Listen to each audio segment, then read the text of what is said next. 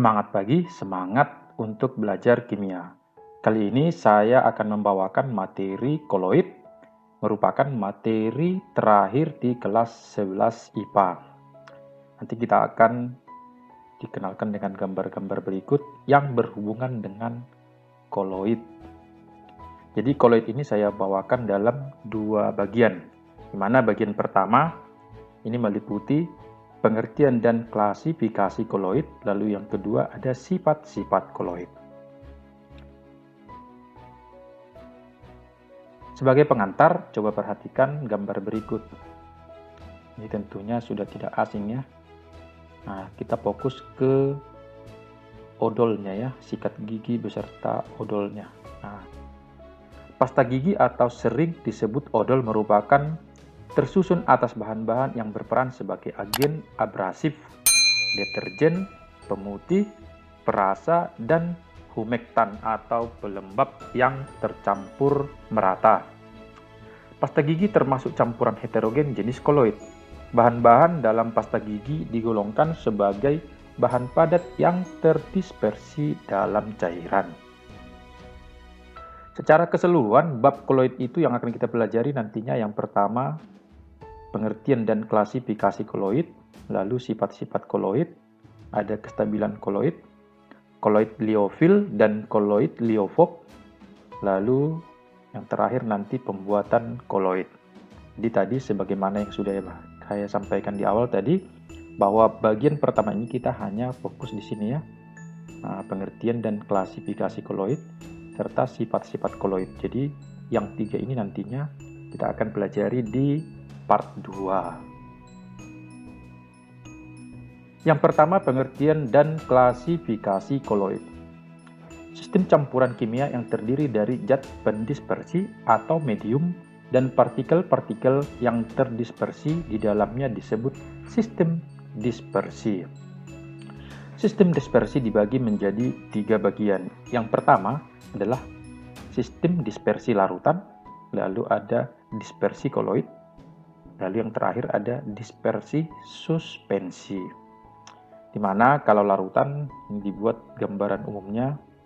Nah, ini berdasarkan ukuran partikel di dalam mediumnya ya. Ini kalau larutan dia partikel terdispersinya lebih kecil atau lebih halus. Ini sedangkan suspensi itu lebih besar atau lebih kasar. Sehingga larutan sering juga disebut dengan dispersi halus, sementara koloid itu dispersi koloid atau dispersi sedang, sementara suspensi adalah dispersi kasar. Pertama, gula dicampurkan dengan air. Gula yang dicampur dengan air menghasilkan campuran yang jernih, yaitu air gula. Pada campuran air gula ini, zat gula sudah tidak tampak lagi dalam campuran itu. Hal ini berarti gula bercampur dengan air secara merata atau homogen. Campuran seperti ini disebut dengan larutan. Dalam larutan tersebut, air merupakan pelarut dan gula sebagai zat terlarut. Lalu yang kedua, susu dicampurkan dengan air. Susu yang dicampurkan dengan air akan menghasilkan campuran yang keruh. Campuran susu dengan air ini sepintas memberi kesan merupakan campuran homogen. Lalu ada juga campuran tanah liat dengan air. Hasil campuran tanah liat dengan air adalah suatu campuran yang tidak dapat merata atau heterogen. Dengan mudah, mata kita dapat membedakan antara tanah liat dengan air pada hasil campuran tersebut. Sehingga campuran ini disebut dengan suspensi. Larutan. Ciri-cirinya campuran homogen dari 2 atau lebih zat, ukuran diameternya itu lebih kecil dari 1 nanometer ya. Lalu tidak dapat disaring antara zat terlarut dan zat pelarutnya. Stabil, artinya tidak memisah jika didiamkan. Lalu tampilannya jernih. Nah, seperti berikut ya. Nah, ini termasuk larutan. Lalu berikutnya adalah koloid. Koloid berada pada keadaan di antara larutan dan suspensi. Ukuran diameter partikelnya antara 1 nanometer sampai 100 nanometer. Tidak dapat disaring, stabil, tidak memisah jika didiamkan. Nah, tidak jernih gitu ya, tapi sedikit keruh kira-kira gitu ya. Nah, seperti ini ada es krim, ini susu, ini ada mentega ya. Lalu suspensi. Campuran heterogen dari 2 atau lebih zat. Kalau sebelumnya homogen, yang ini heterogen. Ukuran diameter partikelnya itu lebih besar dari 100 nanometer. Dapat disaring. Nah, tidak stabil karena membentuk endapan jika didiamkan. Tampilannya itu keruh, gitu ya, seperti kopi. Ini air tanah liat, gitu ya. Lalu ini juga ya.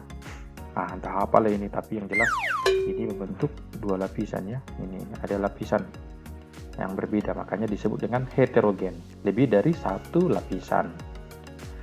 Atau perbedaan larutan koloid dan suspensi dapat ditampilkan sebagai berikut dalam bentuk tabel. Nah, kalau fasenya larutan itu 1, koloid itu 2. Nah, tampak homogen. Pada kenyataannya dia 2 ya. Suspensi memang tampak heterogen ini ya. Nah, sudah terdiri dari 2 fase. Ini tampilannya jernih untuk larutan, koloid itu keruh, suspensi dan seterusnya ya.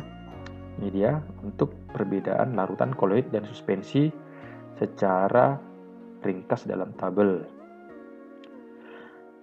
Berikutnya klasifikasi sistem koloid. Yang pertama sol padat. Fase terdispersinya padat, sementara fase pendispersinya padat. Gitu ya.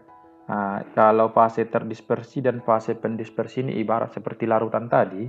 Kalau larutan gula berarti fase pendispersinya air, fase terdispersinya itu gula ya.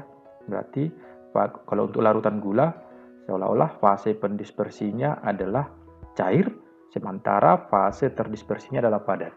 Begitu juga untuk klasifikasi sistem koloid, yaitu kombinasi dari 2 wujud zat, yaitu padat cair gas kalau dikombinasikan ya. Kecuali nanti kombinasi antara gas dengan gas itu dianggap sudah mengarah ke larutan sejati, gitu ya.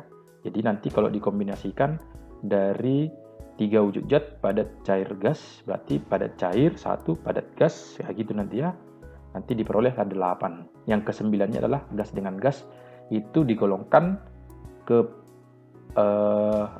ke larutan sejati. Untuk yang pertama sol padat, yaitu tadi fase pendispersinya padat, terdispersinya padat. Contohnya ini kuningan, jadi saya buat gini aja ya. Ini. Lalu ada emulsi padat yang kita sebut dengan gel, yaitu fase terdispersinya cair, sementara fase pendispersinya padat. Contohnya ini ada keju, mentega, semir, sele, agar-agar, mutiara. Ini termasuk gel ya. Kemudian ada busa padat, yaitu fase terdispersinya gas, sementara pendispersinya padat. Contohnya ada batu apung, karet busa, ini biskuit juga termasuk ya. Atau kalau kita mancing biasanya digunakan pelampung itu seperti styrofoam ya. Styrofoam itu juga termasuk busa padat ya. Kemudian ada sol, fase terdispersinya padat, fase pendispersinya cair. Contohnya kanji, putih telur, cat, tinta, lalu ada lem. Lalu berikutnya emulsi, fase terdispersinya cair, pendispersinya cair.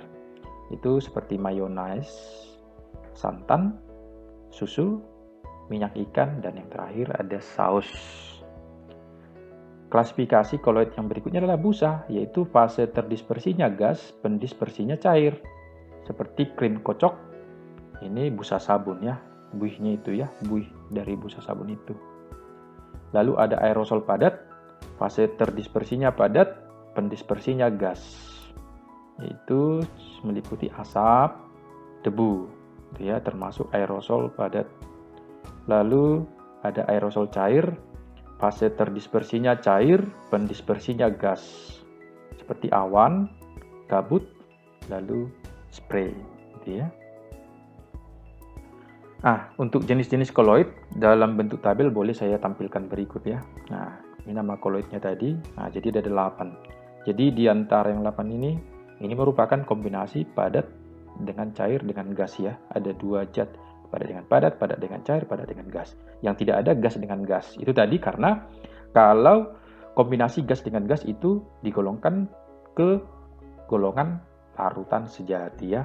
Nah, jadi ada 8. Ini fase terdispersi, medium pendispersi. Ini boleh dihafal untuk jenis-jenis koloid. Nah, lebih ringkas ya dalam bentuk tabel. Berikutnya adalah sifat-sifat koloid. Nah, ini saya tampilkan garis besarnya. Efek Tyndall, ada gerak Brown, elektroforesis, adsorpsi, lalu ada koagulasi, berikutnya dialisis, koloid pelindung, dan koloid liofil, koloid liofob. Nah, jadi secara umum ada 8 ya, tetapi untuk sifat koloid yang akan kita bahas pada pertemuan kali ini hanya pada ini yang kelima ya. Kenapa? Yang ketiga ini nanti digolongkan ke kestabilan koloid yang akan kita jabarkan di part kedua berikutnya ya. Jadi kita fokus pada yang 5 ini saja dulu. Oke, kita mulai dari yang pertama, efek Tyndall. Efek Tyndall adalah peristiwa penghamburan cahaya oleh partikel-partikel koloid dalam lintasannya, di mana efek Tyndall dapat digunakan untuk membedakan koloid dengan larutan sejati. Nah, gambarannya dibuat ini. Jadi, ilustrasi jalannya sinar dalam koloid menghasilkan hamburan cahaya, efek Tyndall dapat dibuat dalam ilustrasi berikut. Nah, seperti ini. Lintasan sinar dalam sistem koloid. Gitu ya.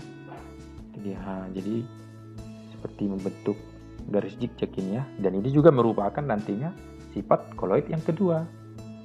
Nah, perbandingan hasil percobaan efek Tyndall pada larutan koloid dan suspensi itu sebagai berikut. Di mana kalau sistem dispersi larutan jalannya sinar diteruskan, koloid jalannya sinar dihamburkan, sementara suspensi tidak diteruskan atau tidak dihamburkan. Contoh efek Tyndall itu yang pertama adalah sorot lampu mobil pada malam hari yang berkabut, lalu sorot lampu proyektor dalam gedung bioskop yang berasap, penghamburan cahaya matahari oleh partikel debu di udara. Sifat yang kedua ada gerak Brown. Gerak Brown adalah gerak acak atau zigzag partikel koloid karena tumbukan antar partikel koloid. Adanya gerak Brown menyebabkan partikel koloid tidak mengendap atau stabil. Gerak Brown terjadi akibat adanya tumbukan sesuai dengan teori kinetik molekul yang tidak seimbang antara partikel-partikel koloid dengan molekul-molekul pendispersinya. Gerak Brown akan makin cepat jika partikel-partikel koloid makin kecil. Nah, seperti ini ya. Ibaratnya ini partikel koloid, yaitu pada fase terdispersinya itu akan bergerak dalam medium pendispersinya. Arah gerakannya itu selalu zigzag atau acak. Gitu ya. Makanya disebut dengan gerak Brown, karena Brown yang menemukannya ya. Lalu ada adsorpsi, sifat ketiga dari koloid, adsorpsi, yaitu penyerapan partikel atau ion molekul oleh permukaan koloid. Nah, seperti berikut, ada karbon aktif, lalu molekul gas yang diserap. Itu, nah, koloid bermuatan negatif, lalu ada juga koloid bermuatan positif. Maka pada prinsip absorpsi ini ada hubungannya dengan muatan ya. Nah, contoh penerapan absorpsi adalah penggunaan norit atau serbuk karbon sebagai obat anti diare. Lalu ada pencernian air menggunakan tawas. Lalu ada juga pemutihan gula. Yang terakhir ada pewarnaan kain. Nah, jadi prinsip adsorpsi juga digunakan pada pewarnaan kain. Nah, berikutnya ada elektroforesis, yang namanya elektro pasti berhubungan dengan listrik. Nah, yaitu pergerakan partikel-partikel koloid yang bermuatan karena adanya pengaruh medan listrik, di mana koloid yang bermuatan positif akan bergerak menuju elektroda negatif, sementara koloid bermuatan negatif akan bergerak menuju elektroda positif. Seperti ini ya. Lihat. Nah, kita misalkan yang merah itu adalah ion negatif, maka ion negatif akan bergerak ke elektroda positif, gitu ya. Sementara ion negatif itu akan bergerak ke elektroda negatif, ini ya. Nah, demikian seterusnya. Pergerakannya itu harus sesuai dengan muatannya menuju elektroda yang berlawanan muatan. Contoh penerapan elektroforesis itu yaitu pada penentuan muatan suatu partikel koloid, atau cerobong pabrik dipasang lempeng logam yang bermuatan listrik dengan tujuan untuk menggumpalkan debunya. Sifat yang kelima adalah koagulasi, yaitu penggumpalan partikel-partikel koloid menjadi zat semi padat. Perubahan suhu dapat menyebabkan koagulasi. Contoh, agar-agar akan mengalami koagulasi jika didinginkan. Darah akan mengalami koagulasi jika dipanaskan. Nah, seperti berikut ya. Koagulasi koloid dapat terjadi akibat pencampuran suatu koloid dengan koloid lain. Contoh, Sol FeOH3 kali atau besi 3 hidroksida yang bermuatan positif akan menggumpal ketika dicampur dengan Sol AS2S3 yang bermuatan negatif. Koagulasi koloid juga dapat terjadi akibat pencampuran suatu koloid dengan zat elektrolit. Contoh, penggumpalan lateks dengan menambahkan asam asetat dalam pengolahan karet. Terbentuknya delta di muara sungai akibat partikel lumpur dan tanah liat dalam air sungai bercampur dengan air laut yang mengandung zat elektrolit. Ketika tubuh kita terluka, ion-ion Al3 positif atau Fe3 positif akan menetralkan albuminoid dalam darah sehingga terjadi koagulasi yang menutupi luka tersebut. Penambahan tawas atau Al2SO4 3 kali aluminium sulfat dalam proses penjernihan air untuk mengendapkan partikel-partikel lumpur dalam air. Oke, baiklah demikian untuk penjabaran mengenai jenis dan sifat koloid. Nah, berikut ada latihan soal, tentunya masih mengarah ke materi yang sudah dijabarkan sebelumnya ya. Ini tentunya untuk melatih pemahaman gitu ya, sekaligus mengulang kembali materi yang sudah dijabarkan sebelumnya. Ini coba dikerjakan dengan harapan Anda akan lebih terbiasa dengan soal-soal mengenai koloid, terkhusus pada bagian pertama itu yaitu sifat dan jenis koloid ya. Oke, ada 10 soal. Oke, baiklah, terima kasih bagi yang sudah bergabung, kiranya bermanfaat. Siapapun yang menyaksikan channel ini, semoga berada dalam keadaan sehat, kuat, bersemangat, dan bersukacita. Semangat pagi, semangat untuk belajar kimia.